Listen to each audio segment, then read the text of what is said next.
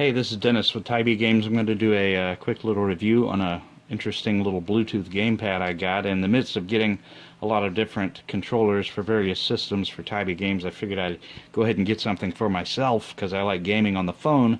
I just hate using those on-screen controls that you have on emulated gaming on phones, where you have to touch the screen and you're covering up the screen with your fingers, and it's easy to hit the back button or the home screen button while you're doing that and get out of the game, which is very annoying. So I wanted a Bluetooth controller, but I also wanted one with a phone cradle, and this, it turns out, is the smallest one made with a phone cradle, and so I went with this. It's an IPEGA or IPEGA. It's probably pronounced IPEGA. Anyway, it's manufactured in China, so as with so many other devices like this, I went to the source and found an eBay vendor that sold it for cheap. The prices on Amazon.com for this are generally about $18.99, $17.99. There's also a white version of it that you can get, but the sellers that sell the white version are selling it for like $39 or $37. I've seen one selling it for $27.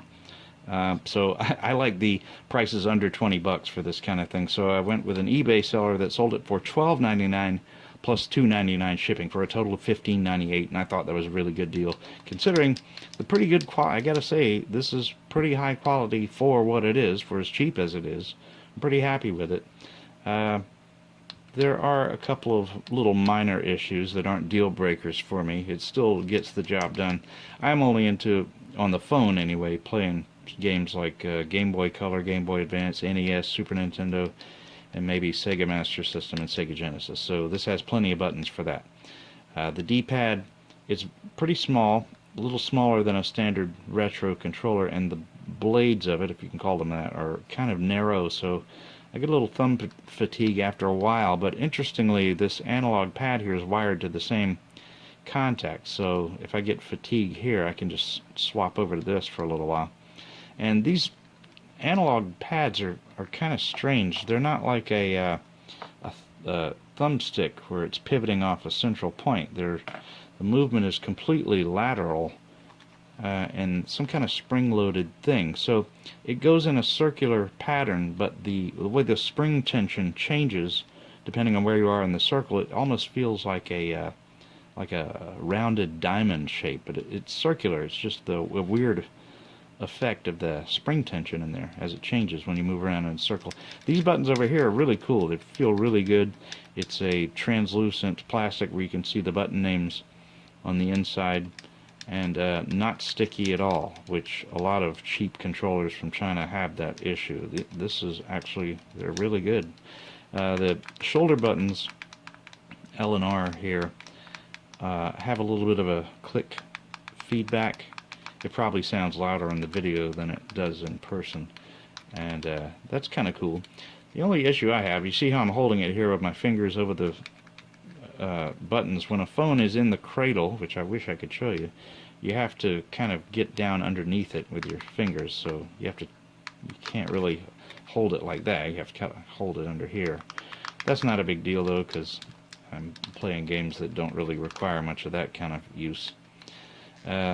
So it's all pretty good, and it uses a micro USB to charge. It came with a cable to do that, but since I use an Android phone, I can just use my phone charger to charge it.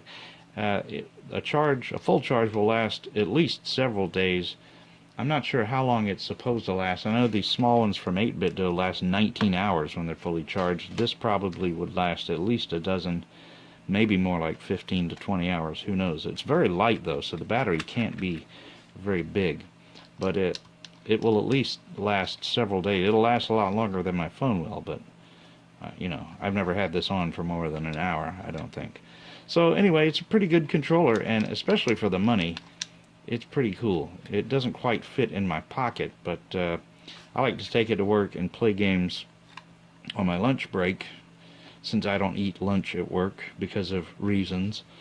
And so I like to do like 20 minutes of gaming on my lunch break for laughs.